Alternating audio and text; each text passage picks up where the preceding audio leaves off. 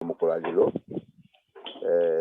soki peut-être mutune kozala soki peut-être ko bonsenge ezali soki peut-être ko sala lisusu toko zangisa te na koyeba kobenga biso nakanisi ke mutu nyonso to ayebi numero nanga ezali 079 560 41 301 ou bien 074 38 74 50 08 pour un éclaircissement peut-être après makambo na biso ya immigration.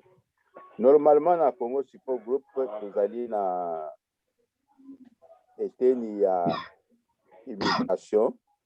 immigration tozali kosalisa lolenge kani ndeko moko ndeko mobali ndeko mwasi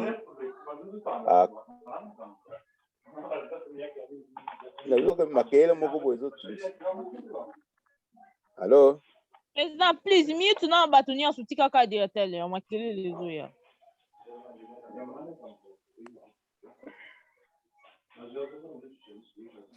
Allô? Nazoka makele mugu.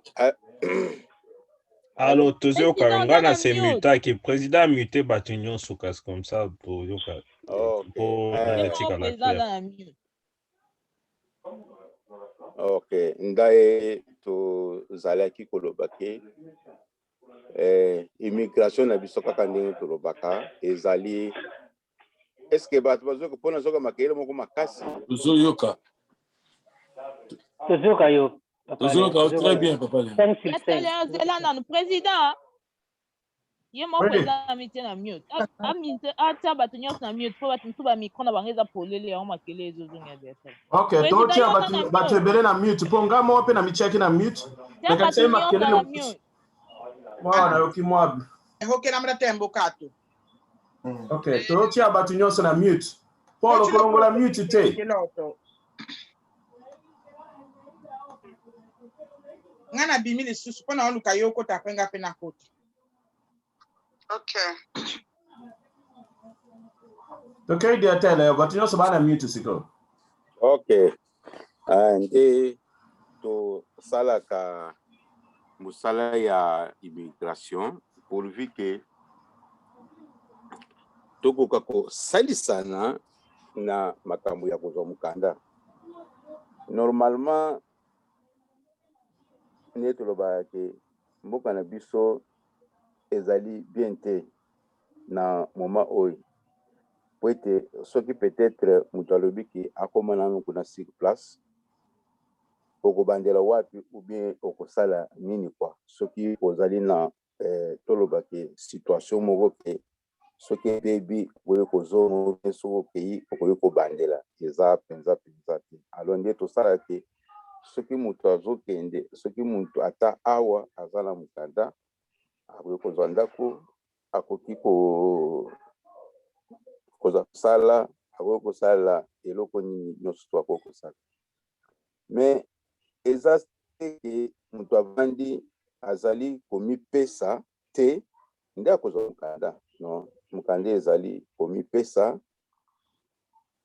oluka yo moko ozoluka vi na yo ekozala ndenge nini bon bakoki koloba ke eloko nini ndenge bavoka batunaka eloko nini oyo osalaka na mboka oyo ezolakisa ke vi na yo eza en danger soki bazongisi yo mais ce n'est pas dire que tozosala ba réunion comme ça bon yo ovandi epai na yo ozokota ba réunion te sikoyo moko ya preuve oloba ke ono bokende bolobelanga te bakolobelo ndenge nini bakolobelo te parce que na ba réunion boye yo ozokoma te bon sikoyo bakokende kolobela yo ke okotaka réunion bakotuna ke neti réunion ezali enregistré ok yo kotaki réunion mokolo nini o nakotaki lelo lezali le 13 le 12 le 12 le 13 le 13 mars le 13 mars ok okotaki heure nini yo olobi heure sikoyo bozalaki na ngai bacheke ngana kotaki te mais ozomona te ke yo okosi ou bien ngana kotaki yo kotaki te omoni ke okosi donc makambo nyonso tu bakomi kolandela bato ke soko olobi eloko boye eloko na ye wana ekoki kozala lokuta me lokuta ezala vrai mais lokuta ezala kaka pire lokuta te po pire lokuta ozomibebisela nyonso alors nde tozoloba ke tozali wana mpona immigration façon eza ebele ya kosala immigration ekotikala kosila te ote boye jamais immigration ekotila toza na bamaladi oyo ekoti comment est-ce que moto akoki kovanda na mboka oyo na bamaladi oyo akokende pa avocat na ye koloba ke bamaladi oyo ekotelaki ngai moyen nasala otreme eza te naza boye façon eza ebele mais soki mutu kaka nde nalobi ye moko amipesi mpona situation ya makambo na ye na periode oyo ya covid oyo ezali na fille moko avandaka na province mais mokanda na ye esili mokanda na ye esili toloba ezosila toloba lendi mardi ye azobenga samedi po arenouveler mokanda alors ezalaki mpenza trop tard mais quand même tozwelaki rendez-vous tokendaki ti epai avocat na prud'homme ntango tokomi nde na ye koyoka ke makambo tu échange ezala mbongo ya kosala kofuta nyonso emati ekozala ke bapesi oyo mokanda il a fallu basenga autorisation ya koapply lisusu c'est-à-dire bapesi oyo 2 ans et demi po renouveler il a fallu bapesa yo nano autorisation oapply nano autorisation ya koapply lisusu donc otindi nini ya autorisation nsima oye kosala application ya korenouveler nga nayebaki te nayebaki kaka na courant ya nini oyo ya ba covid na mois passé c'est-à-dire ezali ke makambo ebele ezochange bato mpe bazochange makambo na biso nga na kosenga ke ndeko nyonso tu aza na problème ya immigration malgré circonstance moko ya ke ekomi ke distance ekomi boye na boye to ke mutu tu aza na avocat bon baavocat mpe baza na bango mais tozala na preuve mingi nga nazosenga bato ezali mingi kokota réunion parce que avocat komo osenga na minute oyo moto azolobela na réunion très important ozwaki séquence wana na moment nini ozwaki séquence wana pourquoi et biti na yo ezali ndenge nini c'est-à-dire ozoya réunion oza na bit moto tout ntango azoya réunion il faut aza na bit songolo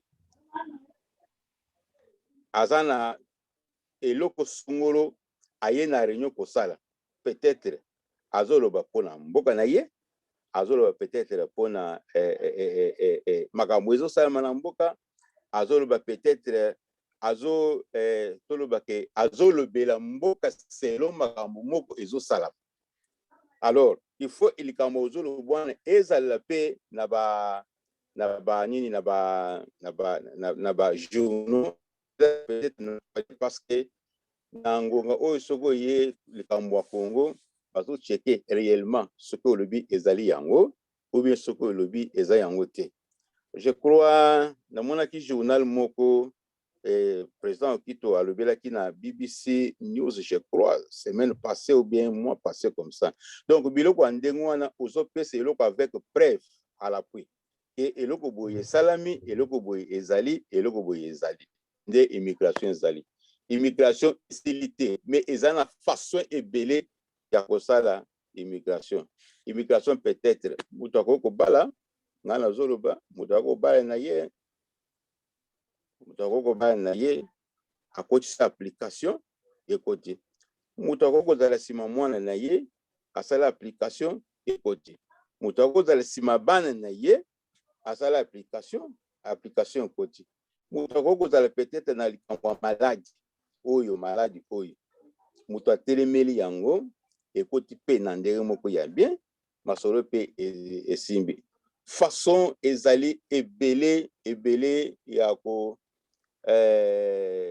sale immigration mais façon ya kozela kaka na suka nde ezalaka penza mabe mingi kwa nde nga nazosenga na bato ebele ke tosala le nécessaire tozala na baavocat tokotaka ba réunion to insister lokola réunion ezosala maboyi ne fiske 30 minutes 40 minutes soki oza na ba makambo na yo ya kosala ekosala nango eloko moko te kwa nayebi te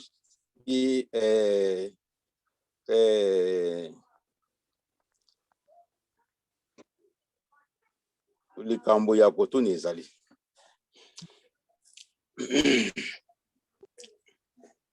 Allô? Allô? Bato baza na mute, hein? Il faut balongola mute pour batu na yo. Ouais. Bato baza na kati ya mute, alors tozela soki bato balongola mute pour baza na mituna. Alors soki mutu ana mutuna ya kotuna directeur Léon, bolo olongoli mute pour tuna ye mutuna. Quel truc.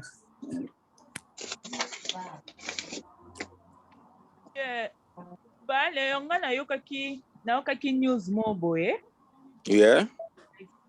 Mutaza na Manchester. Bala abenga po ebisanga lobi o news moko ebimi ke balobi ba refouler ba congolais. Mutuna na ngai yango wana. Eloko la koko yebisa yo. Kolanda congolais te. Soki na mboka oyo oye kolanda congolais yo moko so yebisi ngai nde congolais ayebisaki yo pona kokende hôpital. C'est ça le congolais. Azana façon na ye azo yokela makambo na ndenge na ye. Mais na ndenge ya mutu mususu azana ndenge na ye azo yokela makambo. Ozo yoka. Namoni soki peut-être le papa Louis par exemple akoko pese bino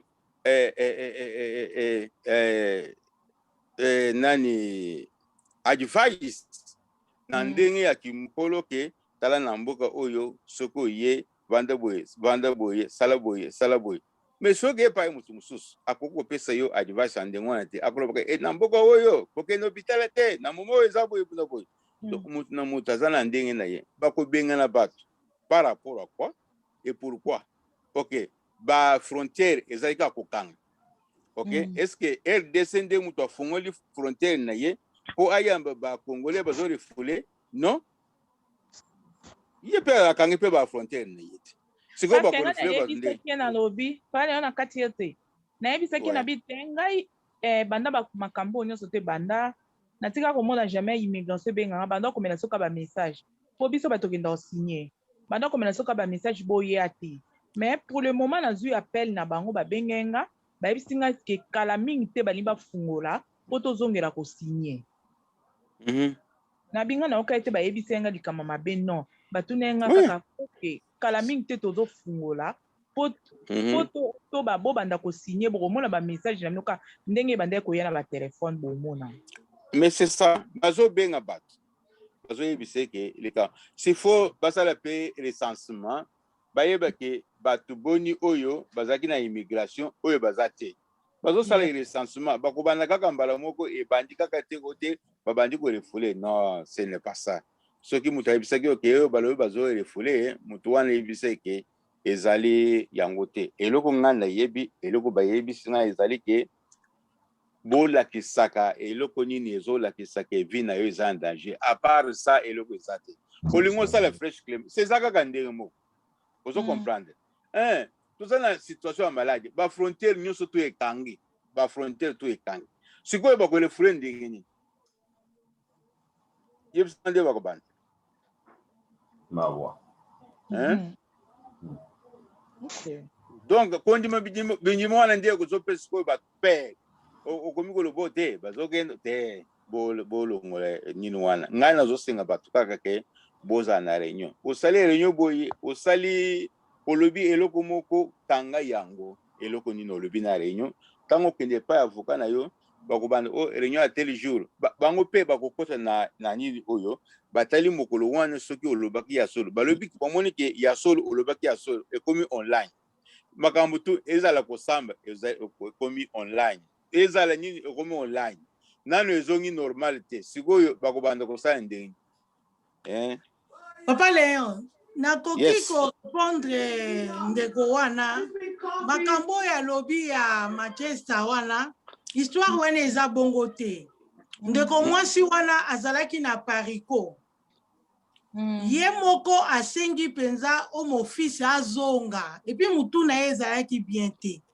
omo fils aboyaki même kozongisa ye donc asali batapage kuna na Liverpool ya kosakana te omo fils alobi nga nakoki kozongisa yo te akosi ye akende na ambassade na biso kuna na Londres ake na Londres balobi zonga kaka kuna na bino na Manchester aye azongi na Liverpool tant azongi na Liverpool donc tapage tellement que elekaki akomaki même kolalela bango kuna ne bafuteli ye billet bapesi ye lokola mbongo a valeur à $1500 donc akendaki Congo akiti pe na Congo problème te basali pe eloko te aza na Congo donc makambo ko refule wana te eza bongo te ezalaki retour volontaire quoi ya okala ndenge na lo so ozomona kaka bandeko na biso nde bazobebisela bato mosusu non histoire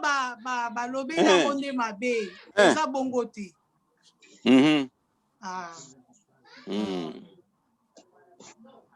ok Papa Léon nalingi natuna Papa Léon nalingi natuna likambo oyo ya pétition oyo bato bazo signé balobi à partir ya 100 000 personnes so ba signé ba TJE bakokende nango na parlement na ebite soko yokaki likambo wana à partir ya 5 ans baopesa bato mikanda na ebite soko yokaki yango wana au moins président tout na président ngai na yango te mais na mboko eloko na yebi ezalaka ke après 10 ans ezala loi moko elobaka neti après ba maladie oyo loi moko ekozala kaka ke bato peut-être bakotaki na nsima boye ekozala mpo ngai na yebi moko ezalaka ndenge wana eloko na yebi yango wana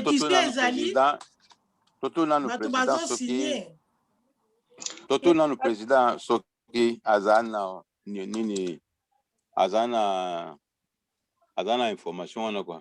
Allô président? Oui, directeur Léon. Na évité soki oyoki mutuna ya ndeko na biso ya Manchester. Oui, na mona ki pétition moko ezo circuler.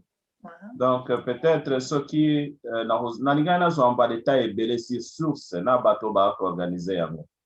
Normalement de quoi na bimisi pétition wana organisation wana na tanga ki yango. Eza une importance parce que bazo meka ko pesa mo pression immigration. Pour ba reconnaître bato na moment oya pandémique. Eza likambo pe to kolobela lelo. Tao eza tellement dur que bato ba kozonga lisute. Et c'est un peu difficile, il y a beaucoup de frontières sont fermées. Alors, ma fan ici, bateau à Kakabo. Stratégie, on va jouer à pétition, c'est bien. Mais il faut tout la stratégie, nous sommes payés à moi, malam, il y a une organisation beaucoup plus crédible. On va en parler. Dans mon avis, pétition. Ok. Ça va, président, l'invitation est en Maloba. Ok. En tout cas, merci directeur Léon. Dans l'andine expliqué. Je me rappelle encore bien que 2 semaines passées, Maman Betty P a rappelé qu'il toujours au sujet à assister à la réunion, c'est très important. Et puis, le but où peut tuer la réunion, premièrement, ils ont la rapport na ko pesta makanisi pour na koye bandenge nini évolution ya makambozo le kanamboka. Et puis, ndenge remarque mingi souvent président a salaka ke donc bato bazalaka mingi na tendance ya koyoka ke ya kopesa makanisi. Koya na biso na esika oyoyo mingi ezalaka ke po aider biso po topesaka makanisi et puis totalisaka ba makambo oyoyo ezali ko aider biso te na makambo ndenge ezotambola na mboka oyo ozoloba nde ezali kotalisa détermination ya oyo ozali par rapport ya mboka na yo ke bato biso nyonso tozalaka na makanisi ke ntango tozoya na réunion toyaka kokangisaka makanisi ya koluka lolenge nini oyo tokoki kosala ke mboka na biso etombwama totalisaka banégatif epuis topesaka na baproposition. Merci directeur. Ok, na yoki likambo lobi na ndenge lobi mais immigration ezotala kaka nini kaka politique ya mboka te. Immigration ekokotala peut-être famille, ekokotala peut-être foyer, ekokotala peut-être bana, ekokotala makambo ebele ya immigration. Ozo comprendre. Ce n'est pas dire que biso nyonso tango toye na mboka oyo tozi mikanda kaka ya tango tobwaki ngunde te, peut-être bangunde kufaki. Ozo comprendre. Mutu akokozwa mukanda na façon ebele kwa nde tozotalisa nyonso to lisanga e okokozwa koto ete mekana no koto okokozwa koto ete mekana no koto mais ozozwa koto mekana koto ke plutôt mutu atikala kaka esika kaka moko ke ngai kaka eloko kaka boye ozoyoka pourtant ozokende oye peut-être na likambo ya maladi bakoloba ke à part maladi nde oye kolakisa likambo ya mboka donc ozosangisa makanisi nyonso mime de façon ke okana kozwa quelque chose oyo ekoki kosunga yo na minute oyo nde président alobi ke akoloba na likambo etali makambo ya maladi na makambo ya maladi eza eloko moko très important na minute oyo bato bakofi des millions des milliers de personnes monde entier bakofika kesika moko te sikoyo mekoma teske home office yo ozalaki na mboka oyo balobiki kutuke na Londres oyo ezalaki zone rouge sikoyo nzamba asali de façon ke okufi na maladi yango te eza likambo ya koloba ke na mboka oyo peut-être épidémie eza boye bongo soki moto azwi déjà soki vaccin wana alobaka ngai na okende wapi na zwi eza façon ebele ya kokota kaka makambo epe omoni esimbi moto azwi mokanda tozosalisa de façon ke moto to akozala bien akozala mokanda makambo ya mboka tozosangisa parce que tokokaka kotelema kaka makambo ya mboka te soki sikoyo makambo ya mboka kuna balobi ke bazondima yango te parce que la faille mundela andima mpe andima na d'abord ke mboka yango mpe mikolo eza bien soki andimi te ozomona te eza mosala moko ya pamba donc tozosangisa makambo ya mboka tozosangisa mpe makambo ya awa yo sikoyo peut-être oza jeune fille oza jeune garçon nga na koyebi soki papa oza makambo koto luka nanu mobali luka nanu mwasi obota nanu oyesa mokili po bato bakufi ebele c'est ça nde tozoloba ekokosunga ke bakokoloba ke motu to abota awa moyen bazongisi eza te c'est ça bakoloba ke awa na mboka oyo soki mwana akokisi 7 ans il faut osenga mokanda c'est ça loi ya mboka oyo soki oza na mwana oza na 7 ans na mboka oyo il faut mwana akende kosenga passeport na ye c'est ça immigration tozotalisa totalisi na ndenge moko ya bien yake motu ayebake ezalaka boye ya plutôt soki oyoki ngai papa. Merci na yoki oyetele. Ok ngai kutu na lepsa ke soki elenge tana yo ya kobala ekoki bala na ndenge ya mabe te ya ndenge normal po te na tini bino bobala te na ndenge ya ke motu to aza na besoin abala azala bien donc dans 7 ans tokobanda koloba makambo mosusu ke plutôt dans 7 ans nayebi bato ebele dabana koyebisa ke papa aluka mwana lelo baboti malgré baza na mokanda te mais baza na bandako eza na baprovince mais bazozela na ntango ekoka baza na bandako ya minene mais aza na mokanda te mais azovivre mieux kutu koleka moto aza na mokanda c'est comme ça nde tozosalisa ndenge tozali tala président alobi ke akoexplike biso makambo ya oyo etali pandémie na pétition comme ça toyeba elongo biso mpe toyei kosala de façon ke motu tu aza na mboka oyo akwana kosepela mpe c'est ça quoi. Allô? Tozali directeur Léon. Na bito soki mutono msezala. Tala appelo ebingi usiku. Ok, nasi mtuneza. Okay. Bonjour papa Mukoko. Papa Mukoko. Salut à tout le monde. Salut, frère. Bon, santé Zaki Malam Ngamoko, plus particulièrement. J'avais souffert de Covid, Zaki m'a interné. Il y avait un problème d'oxygène. Oh, sorry. Et tu vas quitter? La checking oxygène pour renforcer un peu mon PPE dans ma kila. Parce que mon état va bloquer banaki na mesana comme la baba. Ba citron, ba tangawizi, ba nini, mais faudrait être très prudent na ça la bloquer wana mboka parce que koko provoquer ba toxique na makila. Et toki ozana infection mususu et koki ko provoquer ba bloquer belé que nous koko tatina ba ventilateur et koki ko bomape. Donc, c'est une expérience que j'ai vécue, je vous la partage. Donc, on met la tangawizi, on met la citron, on sangisa, mais keba prise à la canadose. Nana comme melango, et il y a eu des toxiques na kata makila, et ça là qui que mon pépé et les cacabientes. Donc, le Seigneur a fait grâce que na kota qui na ventilette, c'était, bataki kaka banini à oxygène na zolo, pour dégager kotindika mwanda ma mupepe mais j'étais na nini na ANI na ba urgence donc j'y ai passé 4 heures et bon voilà na zonga kindaku j'ai continué mon isolement voilà et c'est là qui lobby et yango bomoninga leo na réunion donc voilà na akimate mais santé za kigeni donc voilà d'ailleurs moi nata musuko benga na pesa bien ce qui kaka tozela ka ba zoom eza malamu te donc bengana ka eza malamu pona koyeba ba ndeko pe bazande ngi.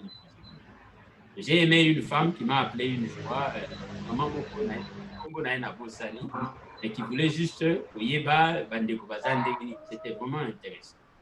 Peut-être soka zalia wa a se rappeler mais na bosani Congo na. Sinon ça va, on est bien. Et la grande famille à Congolais support na Liverpool les appels malam, donc rien à signaler. Le Zouaki Kaka un nouvel élément, le mot pour Baouta et Kokoma, certainement va s'inscrire, va se faire enregistrer pour que va identifier comme membre proprement dit d'ici là. Voilà. Merci beaucoup. Merci, Président. Merci, Son Excellence. Oui, Douglas Ngoloba. Papa Léo, par rapport à ma réouverture, allô, Papa Léon. Question par rapport à l'évolution de l'immigration et puis la réouverture, il y a pour avancer les dossiers, toutes ces choses-là. Un peu niveau ni tout ça. Normalement, immigration est qualité. Immigration est à kofungama.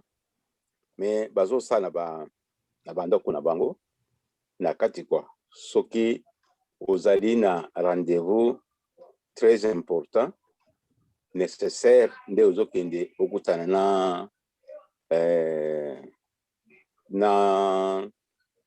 na avocat na yo peut-être beau préparer quelque chose ya kokotisa ou bien bozela to eloko nitoyo kosala quoi parce que ndenge na lobi ke mutu moko yaki tosalaki na ye application ya renouvellement ezalaki mois passé eza na kati ya confinement mais bango bakangi mais bazo recevoir ba application makambo surtout na ligne quoi donc c'est-à-dire eloko ezali nde ya ke olingo sala fresh claim, il faut qu'on prépare yango. Si vous préparez fresh claim, il faut dans la élément ils ont wapi. Il faut préparer. Nous tous c'est là que tango ba ko fona pona ba surtout ba bande ko tambola parce que il faut fresh claim de ba pesa autorisation té ya kotinda yango online na bapesa autorisation te wana balobi kaka ke il faut kaka okende bamona yo sikoyo bakomona ndenge nini transport d'abord ya bis na période ekutema te ekutena ya train donc c'est ça nde eloko ezali ke tozozela te pendant 3 semaines toyebana tokosala mais le temps na moment oyo nde mututu il faut akona koprepare eloko nini alingi kosala ndenge tozosani oyo tozopesa bino ba advice na bosa me mutu ye moko akotelema alikambo na ye eloko nini nakoki kosala eza na politique information oyo yoka ya mboka eza kaka awa nayebi te na politique esika nini mosusu okozwa information ya mboka eza te yango tozosenke toyaka réunion oyo mpe tozoloba tokana kolanda yango tokana kosalela yango ezali très important mais tolanda bakongole te na minute oyo parce que oyo akoyebisa yo ote makambo oyo mikolo oyo ekomi boye te tolanda te immigration kotikalaka jamais kosila période ya Jésus ezalaki atako période oyo ekozala kaka toujours ekotikala kosila te nde elonga lebi mpona nini yango wana ko Merci. mutu mosusu ezali habitude papa lui alingi aloba papa lui Oui, olingi oloba te. Azana ikambo kuluba te. Merci. okay. Très calme, les lois, Papa Chimang. C'est vraiment bien. Ok. Namoni, mutum susana mutuna pona directeur Léon.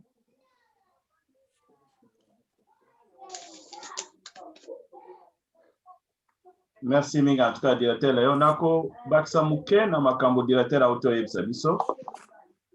Ngapina ngakina bakisa mukina ibite sukozoka. Ok, soko banda sek. Merci directeur Léon. Na be formation au PC. Merci beaucoup na ba nini nyonso lobi. Mais problème nanga na bakisa ka boye directeur Léon alobi ne OEZ essentiel, c'est-à-dire quoi? Information mingi ndenge maman na lobaki. Olobi ne? Nazo kana? C'est continuer. C'est là que mon qu'on dirait pas à Paul. Continue. Mingi exact ndenge directeur alobi. Ceux qui te gèrent la réunion avec objectif et avec photo que vous avez information à la réunion.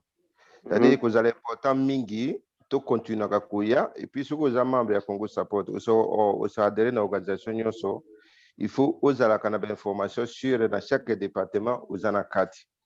Ceux qui n'engagent directeur à Zali pour l'immigration, mutunyo to ebike to un problème avec l'immigration awa tout landa au moins ko ata soki réunion na comité bozana numéro na yoka ki apesa ba numéro na ye ya ba téléphone mututu azala kanango et kozala kutu facile pour na mutunyo so soka yoki papa na yoki likambo na ngina tuna ezate ko yoka kaka des fois pour soki ozana problème ya immigration oza sous nini ya mboko yo normalement il faut au moins chaque jour une fois 2 fois par semaine même avant réunion au contacter directeur au contacter président ngina tuna membre formation boye ngina tuna membre formation boye kia kokoma ke papa ngina tuna na yoki pa congolais na yoki boye wana nde est un peu compliqué wana les conseille bien directeur à lobby ce qui et puis na kobakisa isusu ka sur le même point tous à la mingi ya contacter direction et puis toujours à bien information. Merci les sources na moni directeur habitué à Liverpool na moni sources na santé sur makasi na benga ki joana alors bipi le comme ça bien to mekananu en dehors ya ba réunion to meka ko zalaka toujours à contact tant que na to kutani physiquement boité ce que on a peut que zala moi bien pour na ko sala unité na kati ya organisation. Donc c'est un peu ça ngena bakisa muke place wana. Merci. Allô? Sec. Oui. Mais yo komi wa besoin yo kana tebo. Bonjour. Donc ebele na lobi boyo ngate. te nalobi okomi wapi ozomona na te kasi yango directeur Mukoka alobaki il faut toyokana kata na bangongo yo ozozela ko omona nga na réunion nga mutu nabengaka yo chaque fois ok merci Merci, Président. Mon directeur. Merci, merci, Sek. En tout cas, et c'est mon Loba, directeur Mukoko. Yakomona yo, son excellence, président de la Liverpool. Merci, Sek. Komona yo, le lois, c'est mon makatina, Koyoka. Directeur Mukoko, c'est tout un responsable de l'organisation de la Bissome. Étape Makassa a traversé, qu'on n'était même pas au courant. On ne pouvait même pas être au courant, c'est pas qu'est-ce qui s'est passé dans l'équipe à Liverpool, pour pardonner, on a passé. Mais de toutes les façons, on peut comprendre que vous avez traumatisé, étant Isaki Makassi Mingina Bissonios. Vraiment, on te souhaitait on se rétablir vraiment rapidement. Aux autres traversées convalescence, je pense, vraiment, c'est une bonne chose pour nous de vous voir encore. Et ça m'a beaucoup marqué à Koyoka, étape pour traverser. Moi-même, je n'étais pas au courant. Sauf que j'étais au courant à l'époque aux Zaraki, au Perdaki, membre de la famille à Manchester, je pense. Là, au moins, on m'a parlé de cela. Et vraiment, d'abord, mes condoléances pour la circonstance. Et ensuite, on vous souhaite une bonne guérison. Son Excellence, en tout cas, le directeur Léon, merci na propos Pessi. En tout cas, réunion Zaraki 5 sur 5.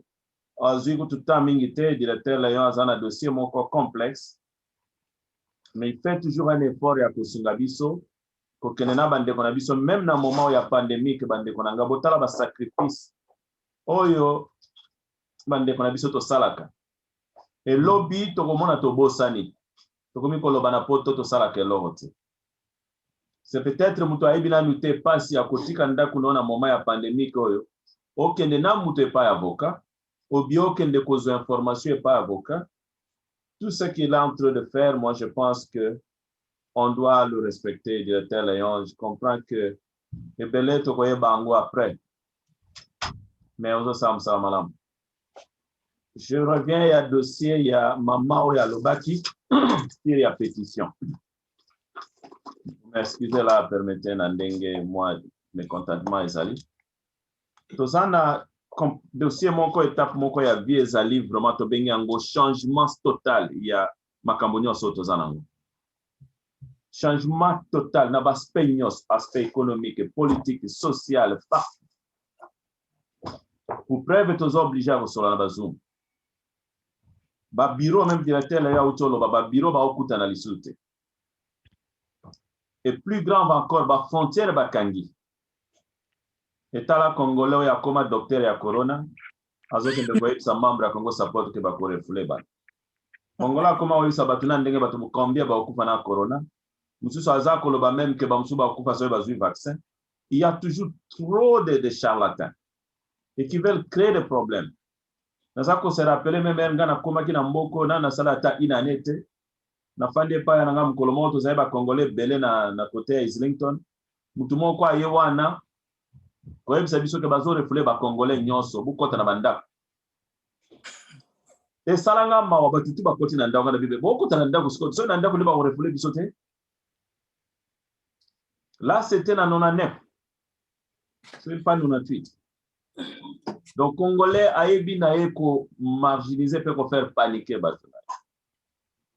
Na éviter lo que sala biso so to lobby lo ndengwa na ba msu ba ko mal à l'aise to zo alukumuni. Faut bien gérer Babobaro, on en a raconté les Angatines. Par contre, c'est un moment important. Il y a vie. Un moment très important que nous tenions sur un moko. Nous avons bisayo que nous avons sentir que ce jour moko spécial est copé ça, mon ami collègue. Parce que ce qu'on tali bien dans la loi internationale, où ils ont réjouir batu que va vivre dans mboka moko songolo. Toza siko régime ba circonstance moko esali que l'homme tout soit en Angleterre azan bienvenue même na France.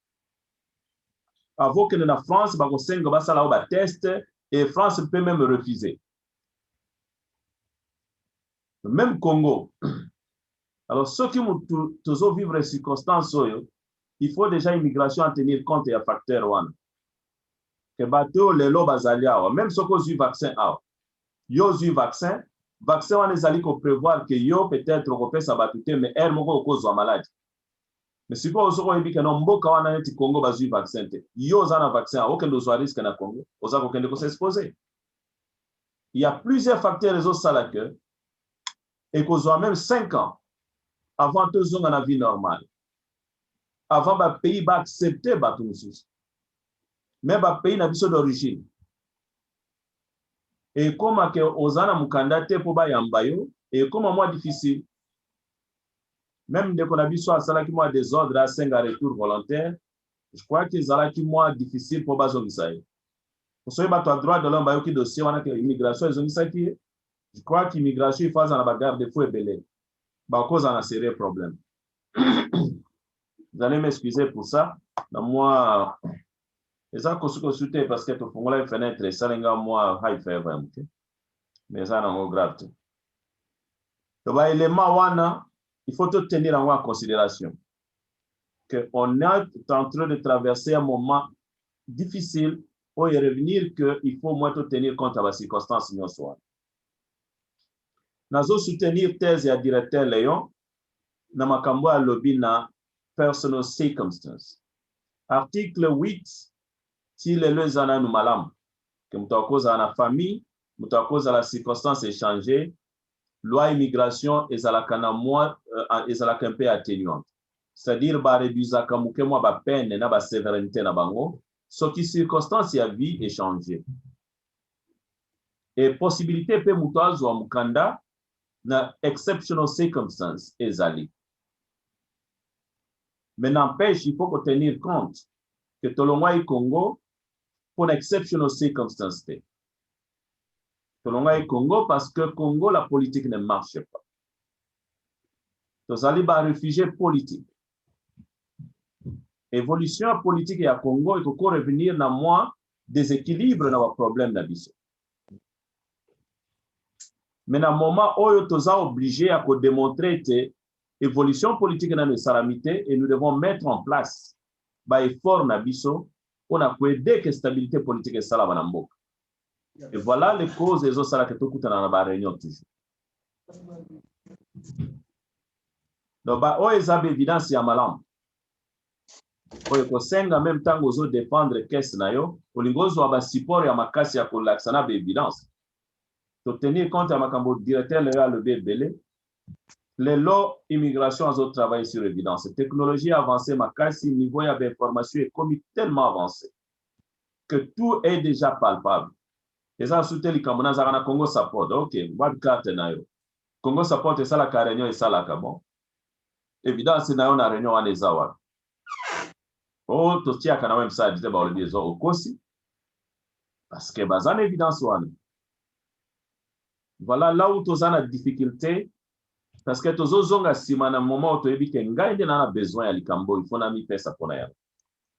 Mais il y a encore quelque chose il faut tenir en considération. Lokola immigration na une décision te ya ko réduire biso ke no bato ba ko kende mboka na bangote. Est-ce que biso poto fanda tozer? Non. Droit de l'homme ezo senga yonde mutifo senga droit na yo. Yonde mutifo démontrer que awa droit na ngai ezali violé. Il faut beau respecter yango. Et na moment oyo droit na biso ba immigré ezali violé. Parce que ton cause à Congo te, ton cause qui n'est pas mon côté, et ça soutient au boy angouin dans l'anga au bio boyate. Pour ceux qui Congo zone di mabatu bazo ou à Londres que baza ba refoulé, mutoa na za comité sans danger. Pour vina yo mo Congo il est là pour même ceux qui za na moment au pona kende Congo, na zo obligé na zo vaccin à corona par exemple. Mais ceux qui au na Congo, au komi kuna batu ango baza na vaccin te, ozaka qu'exposé na danger. Awe koma même na ba classe biso ba professeur to otangisa mwana akota na classe te soka sali test ya corona te professeur otangisa bana te soka sali test ya corona te. Est-ce que na Congo zo sala mandengo wana? Alors soko sentir que vino ezana danger pa imoko bo ozana droit okima na oko zonga Congo te d'abord kuna basala ka test te awa ezana na okende pa batino so ba sala test ba komo sala ngo même tina ba shop nyo so ba bando sala test. Monsieur, est-ce que Namboka Nanga Iskato Okende Kuna? Testez ça. C'est pas refuser notre pays, nous aimons notre pays. Alors, ceux qui ont des circonstances, il faut que c'est vraiment exposer la vie de la personne. Et Babylon, il faut déjà qu'on mesure dans stratégie. Il y a un proposé la stratégie il faut tout ça dans moment oyo. Pour faire sa pression dans l'autorité britannique. Va reconnaître que tous allés awa, tous en a choix ici, tous obligés de prendre awa 5 ans ou 10 ans. Tous en a choix ici. Et tant que va immigrer, tous en n'est pas souté à aucun. Mboko est commis obligatoire mboko na biso. Eza la bobo yangu ndanangai, nazani scam suna aucun d'été. Nazo obligé na se familiariser awa, naza la protection awa. Tout autre traversée étape moko traumatisant na mboko mboko ezaki zone rouge. Bato bazo kufa lokola banyama, to perdre bande ko na biso ebele. To zaki traumatisé to zo kokola mukasute. To passer l'émotion ya mboko yo comme originaire. Et tout cela ce sont des facteurs. Donc on présentait par exemple stratégie misa tungana zana ngwa 4 stratégies. Na éviter ce mtomoko azana stratégie avant na pesa yangai. On a topé sa pression à l'autorité en Boko. Boko permettre na pesa bien besoin de stratégie. Oui, Paul, le basso besoin de stratégie. Bon, on a proposé une stratégie moko ya bien malgré ba confinement mais beaucoup ça tellement violence ninge zalaka boy. Congo support group. Pour ça comment marche quoi yandenge ya violence quoi proposition OK, so tout le monde dit pas la marche mais marche est aux autorités il y a pas déjà des autorités Paul il y a pas déjà marche aux autorités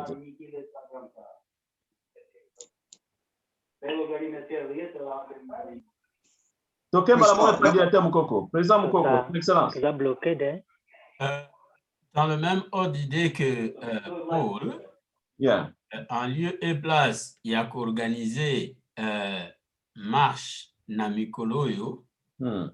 Il faudra donc se préparer, il y a qu'organiser sortie Wana, soit na premier week-end après le 21 juin.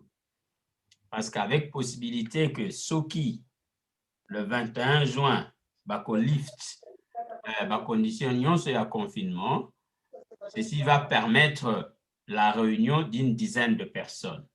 De plus d'une dizaine de personnes. Surtout, Monique, 21 juin, Ezali Moussika, à partir il y a le 17 mai, certainement, tant que vous autorisez, gathering, il y a fête, il y a mariage, il y a nini, tout ça en ce moment-là, on peut choisir une dizaine, une vingtaine de membres pour monter sur la scène et le Kwandengwana. Que la levée et à confinement ne signifie pas la sécurité. On est toujours en danger. Et d'ailleurs, le Premier ministre lui-même l'a dit que même si lift, condition nyonso, on est toujours exposé et que partant de cela, nous demandons dans le service à l'immigration, va considérer que tous en ont danger et en particulier les Congolais. Et tout en sachant que va payer les vaccins, comme il halt yango na Congo l'information comme ça AstraZeneca va téléviser yango alors que beaucoup d'entre nous si yango déjà. Moi je donne un exemple, ma femme l'a eu 2 jours plus tôt qui vaccin wana en raison il y a état fragile il y a santé na pour à l'hôpital na. Donc vous comprenez déjà ndenge président Outikolo Bango, on est tous exposés par rapport à la santé et c'est un aspect important. Bref, j'allais dire, s'il faut une marche et qui vous allez organiser la semaine où je vois le calendrier avril, mai, juin. Donc le 21 juin, c'est un lundi. Alors samedi à le 26 juin, une marche peut être organisée avec titre que lifting the lockdown doesn't mean safety for immigrants, par exemple. Donc, et koki koza la semaine wanaraka, ba lift yango et une sortie sur la rue pour parler de l'immigration par rapport à na babloko to lo belao. Et j'espère qu'on aura suffisamment temps ya ko préparer yango le mois d'avril et le mois de mai. Voilà. Et deuxième élément que j'allais ajouter, c'est peut-être aussi à Kokoma. Hein, Kokoma, et puis lancer un message dans ce sens-là na website Nabiso, parce que c'est un portail où il va tanga kango. Donc, un communiqué pareil, où ils allaient diriger à l'autorité publique, mais comme un message nakat il y a website Nabiso, parce que comme on a déjà à l'avance. Donc ça, c'est déjà une marche où donc nous sommes victimes, le monde entier, la population mondiale est victime, il y a maladie, et en particulier les Congolais, les conditions sont réunies, nous demandons aux autorités locales de tenir compte de l'élément. Et donc ça, ce qui est un portail à website, c'est un message qui va passer de soi. Vous avez un link, petitions qu'il faudra vérifier ce qu'ils allaient organisme stable ou pas. Et voilà, donc ce sont les deux éléments que je voulais mentionner. S'il faut une marche, c'est la première semaine après 21 juin. Mais avant ça, un message peut passer comme communiqué sur notre page website. De cette façon, les autorités locales vont le lire directement parce qu'on a un accès à website. Voilà. Merci beaucoup, Son Excellence. Mutu sana likanisi, soki tokomia wa tozana marche, tozana message, ya communiquer na website. Mutu sana likanisi. Oui, Simon. Oui, merci, Président. Ngapela linga kina participer na kopesa makanisi. Et surtout que Président naebi ke na kati ya Congo Support tozana rubrique mobimba tolobelaka makambo etali corona. Ya ko sensibiliser, ya ko conscientiser, to participer na kata liti ya corona na kata mboka oyo pona ko sensibiliser communauté na biso. Quelque part toza pe na voix oyo tokoki ko présenter na ba autorité ya mboka oyo par rapport ya ba évidence ya chaque séance ya ba meeting na biso tosalaka. Et si ka autant mosusu l'état azalaki na difficulté ya ko passer message biso na kati ya organisation na biso ya Congo Support toza osala yango pesa kopesa biso ndingisa yango na effort na biso moko gratuit. Mais effort personnel. Oui, Président. Donc, ezali pe moko pe ya ba évidence tokoki ko présenter na ba autorité parce que bazalaki na bosenga ke couche nyonso et yo comme message ya makambo etali corona. Na sima pe esengeli ke a contrepartie pe biso pe totalisa bango ke toza pe na batu oyoyo tobungisi na tina na maladi oyoyo. Yeah. Et lobite ke kolonko bato kobima na kata corona nde situation nyonso échanger. Non. Parce que ezali situation yo tokoti kala na yango presque na kolo ba vie na biso mobimba. Na bae o babungisi ba membre ya famille na bango di kokoyi ko ya koloba na bango te ke lokola corona esili makambo esili ba kobosana kango jamais. Donc etikali na kata conscience siko contrepartie à gouvernement na ba organisation ba association o e travailler dur pour na ko sensibiliser na communauté. Ils ont fait que quelque part, ningongo na biso pe et même mama na bango ndenge bandeko balobi ko sala ba memo. Pourquoi pas même ko inviter même bango? OK. Ayape ba yoka pe makanisi na biso pe to yoka pe ya bango po ete maladi o tango ekotaki na mboka e épargnaki motu te. Biso nyonso tozalaki na kati. Tango tokoti na ba lockdown, biso nyonso tokoti na ba lockdown. En quelque sorte, et comme un moment où il faut discuter ensemble na bango, totalisa na bango. Merci, Président. Merci, Minga. En tout cas, Paul alingane community a to mute ya kufongola kaka. Alingane community mais pas ne makelele makasi Paul. Négociement bolimbi si Paul ya alinga kuna pas na yeza mo ambiance mingi.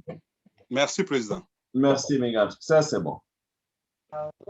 Mutu mususu ana likanisa oloba. Bon, voilà. Nakanisi idée wana ezali ko converger na batu nyonso. Mutu moko aloba. Yeah, ngai. Ah, Douglas, oui. Yeah, bon, je pense que na cadre de soutenir kara ba idée président Mukoko apesi na opesi même ata ndio na biso otolo banasuka par rapport à tout ce qu'on fait chaque samedi pour participer tant soit peine ndega ko sensibiliser bato par rapport à maladie, comment se protéger. Mais il y a aussi une autre chose des na idée, c'est qu'on a appris par rapport à bas scientifiques, non, même les gens qui ont eu à Beli maladie, on ne les souhaite pas, mais il y a aussi certaines séquelles qui demeurent. On ne les souhaite pas, mais il y a ceux qui ont, parmi les gens qui ont eu à être infectés par cette maladie, il y a de ceux-là qui sont restés avec certaines séquelles qui prennent du temps pour ici, là. On ne sait pas combien de temps ça peut prendre pour ici, là. Alors, toutes ces choses-là, on ne sait pas qui d'entre nous a été infecté, séquelles, les recours, séquelles, après des années. Parce que le corps de Yamutu et Ajisaka, Oto et Réagisaka, de façon différente par rapport à l'un et à une autre personne aux hommes.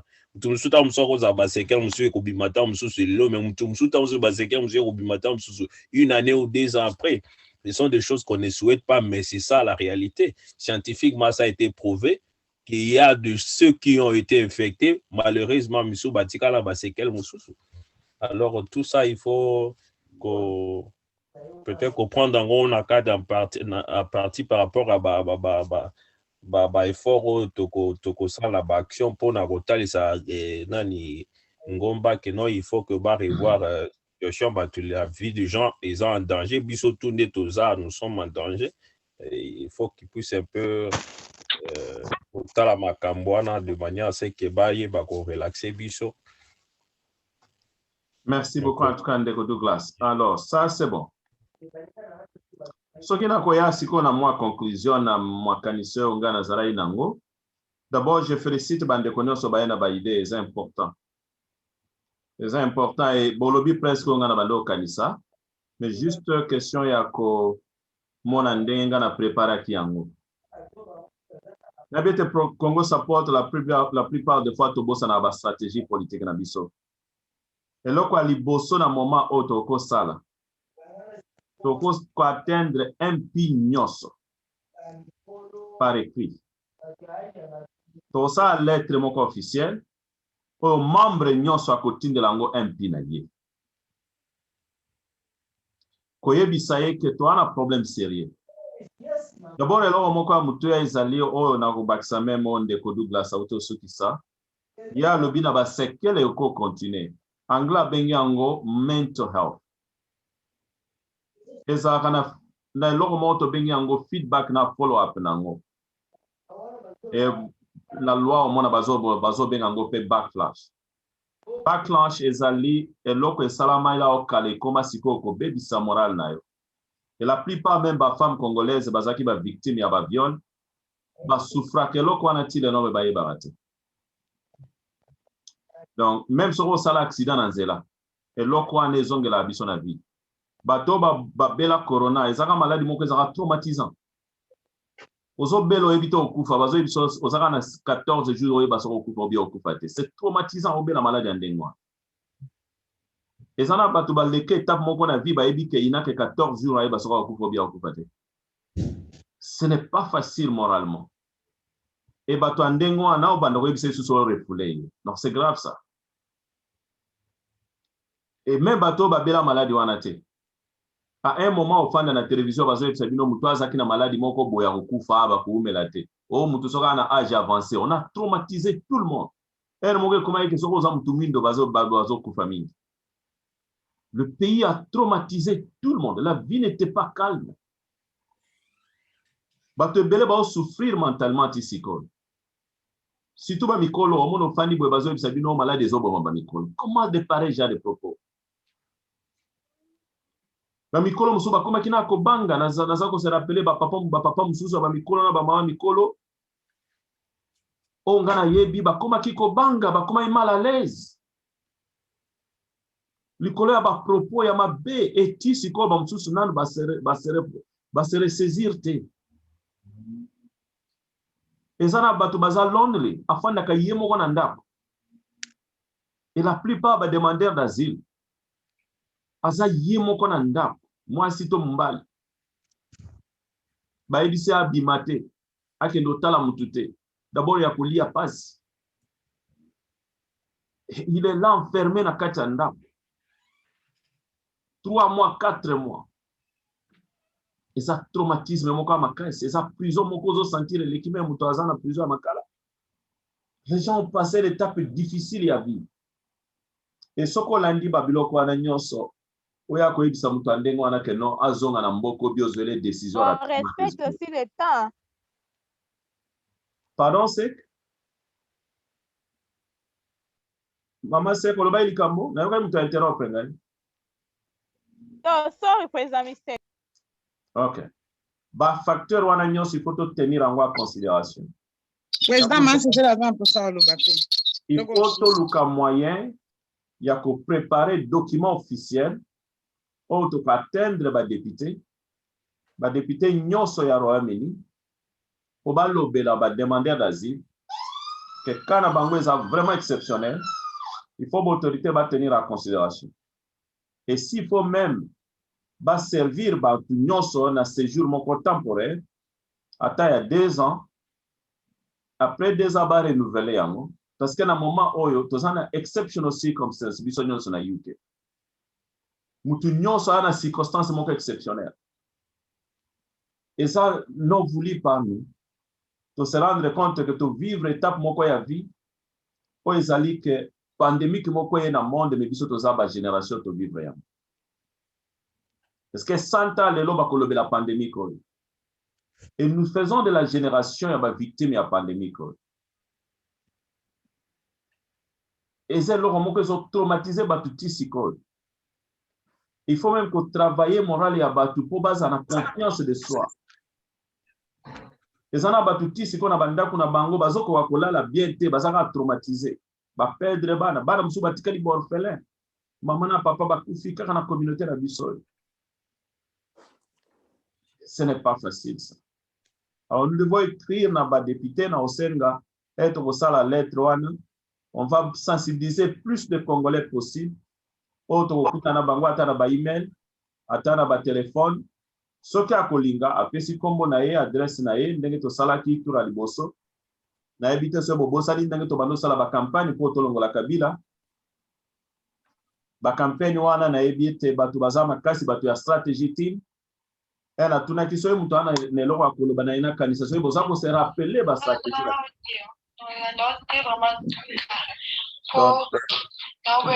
batu bana kati ya strategy team babiloko ani photo ye bandenge to bando sala yango ko bosa na strategy team te soki ezalaki ke bakangi ba église te to ngato kende na ba église pe ko senga batu ba signer ba mikanda wana ekota na ba MP nyonso ya Angleterre aza na lettre wana na bureau na ye.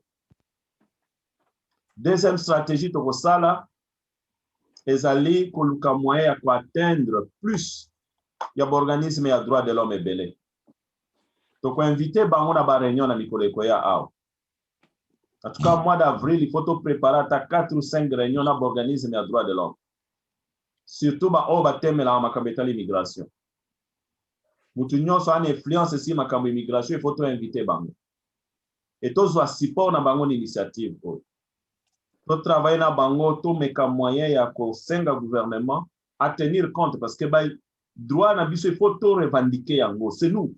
Faut pas que la mise ndenge to banda ko telemela kanambe Kabila le loi kei mutu musu ko yebisa kutu mwana Congo support a lobi bino tele bosali likambwana ko bozo bosa na misala bosala. On va continuer cette pression et to ko meka moya ko sala suba lettre wana e kota to ko benga organisme ya droit de l'homme na ba organisme ne ya ba juif to ko sala coalition na bango pe ba ko supporter lettre na biso wana bango pe ba côté là ba MP na bango kaka la même demande et on va renforcer que ba pesa bato ata amnistie moko rapidement to associer même UK citizen Donc, invité Batoyuke Citizen Awa to présenter projet Oyo. Na si directeur Fabrice Azolanda.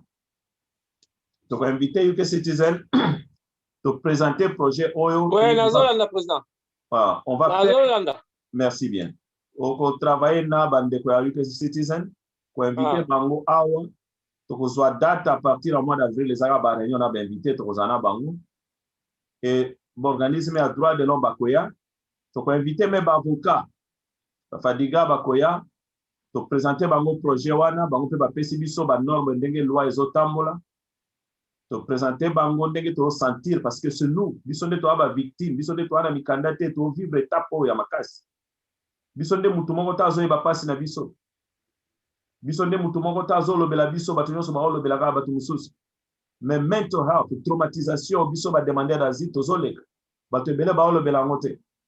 Il faut tout le bango yango. Je crois que donc organiser Zoom wana na ba avocat na ba droit de l'homme, tu peux inviter même ba MP, même Congo Foleba. Donc on met un moyen pour passer message et lettre wana eleka. En attendant tout ça la marche ezalaka suka. Marche voya au salema déjà ba lettre wana ekoti biloko salami. Alors marche ezatango ezo salama. Mutu akomona bino libanda ebiki na yebi likambolo MP nyonso na mesa na lettre wana ekoya na mesa na. Voilà un peu stratégie na zanango. Et on peut même arriver à faire pétition. Ceux qui battent ba sali pétition to soutenir yango mabe ezate ko signer. Mais to ko évaluer source, ce to mona eza source moko palpable te to luka moyen ko sala pétition moko na LID motion ya ba MP. On est beaucoup plus efficace. Et sa pétition to senga na chaque MP par exemple a signé que demander d'asile non so bakozwa amnistie par exemple na mboko o non so a vivre coronavirus na mboko il faut azala na séjour. Et même bana anglais ba ko soutenir yango ebele si tout ce to présenter traumatisation to lekine étape. Na sir na zaki kana wana pona loba. Ce mutakozana mutuna pour tokene na deuxième point à l'ordre du jour.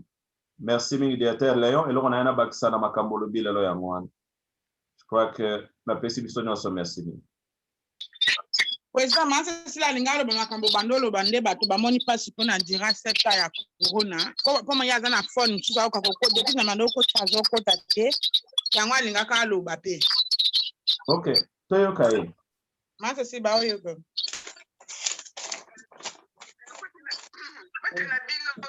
nalingi naloba na oyo papa alobi mpona situation oyo toza nango ndenge olobi kobanga wana kuta ekomaki maladi mosusu oyo ebakisaki soki ozoyoka kaka ndenge bato bazosila na makambo yango ndenge ezali kobanga wana ekomaki vraiment maladi mosusu surtout biso tofandi biso moko na bandako.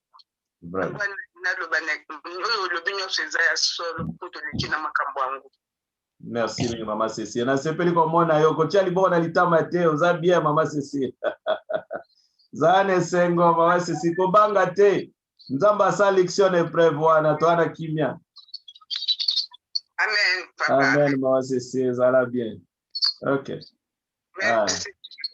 Merci beaucoup Maman Cécile. OK, toza siko na presque na suka ya dossier wana so mutazana likamba oloba.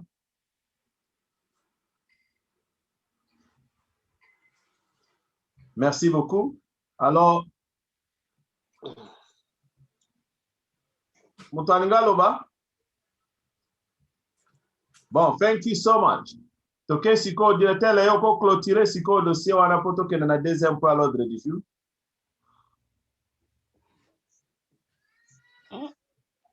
Directeur Léon, comment le cola zate to ke na mbala mona deuxième point. Directeur Abimi. Azali. To zelo clôturer ordre du jour comme ça to ke na makambo mboka, non makambo ya corona après to ke na divers. OK, problème la ngai ezali d'abord, il faut d'abord biso non d'abord na Congo Support Group. Tout ça non d'abord recensement. Il y a baoina d'abord. Bazana mikandate, bazana avocat. Baoina bazana ba avocat, mais basali fresh climate tokoka koloba ke tokosala boye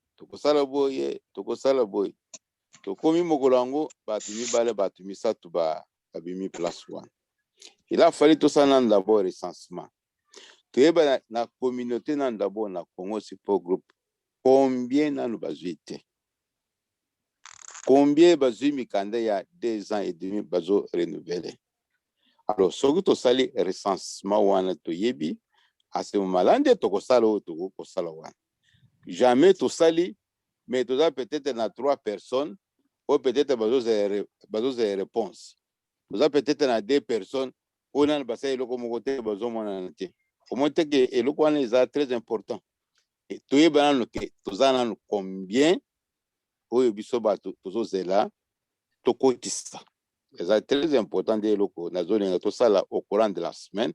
Recensement d'abord ya koyeba combien bazozela oyo baza na Congo Support Group.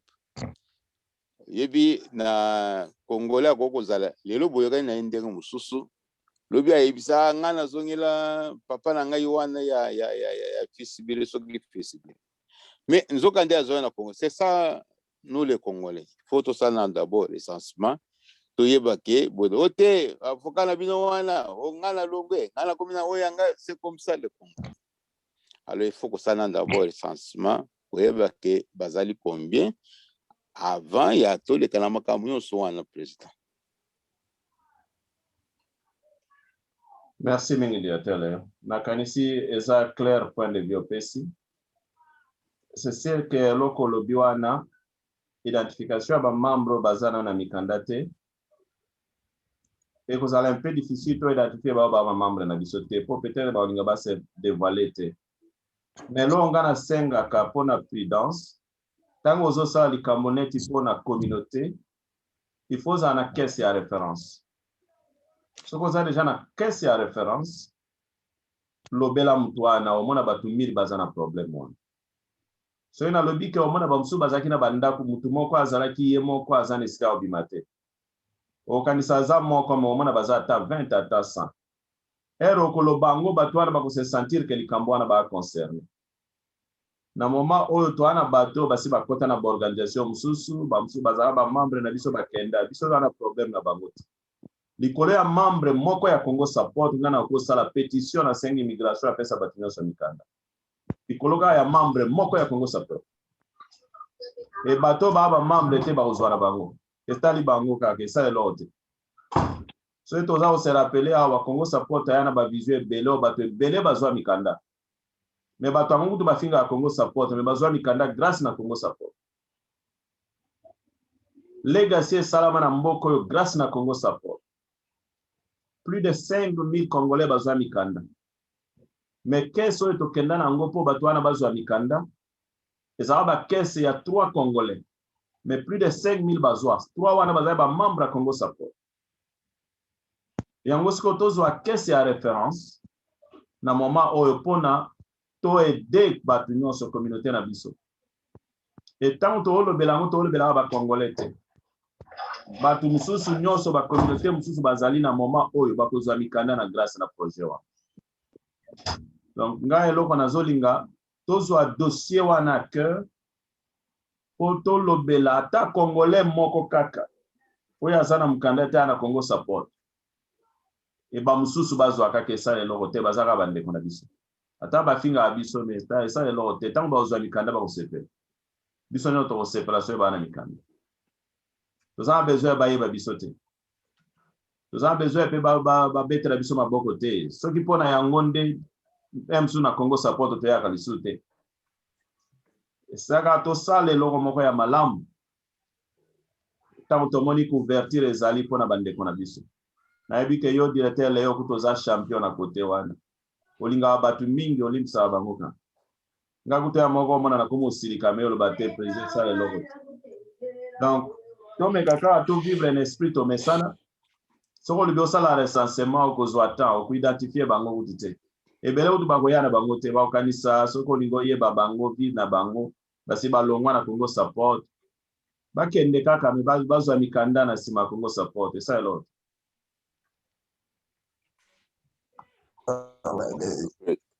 te président wana olobi na yo bien na boy te mais mpona ngai mpe nalingaki nanu toyeba nanu ke baoyo nini oyo na Congo Support Group baza penza na likambo ya immigration epuis likambo na ye eza ndenge nini mpo totelemela ye parce que mingi baso bakotisi ba fresh claim bazozela résultat epuis tozokotela ngo ndenge nini sandele ona zoloba kwa. Ouais. En tout cas, je soutiens l'idée. Tomeka kuidentifier ba membre na biso ya Congo Support o nyonso ayebi ke nano aza nano na makambo ya esimbi nanu te bomeka moya ko s'introduire pas directeur Léon po ata epa mama sek namoni pa Albert aye soki akoka kosala mosala yango na ye te soki aza kaka tomeka ko s'identifier comme ça toluka moyen ya koyeba pe banani vraiment na kati ya organisation oyo baza na sécurité na te ou bien makambo na efandi te. Et ça c'est important.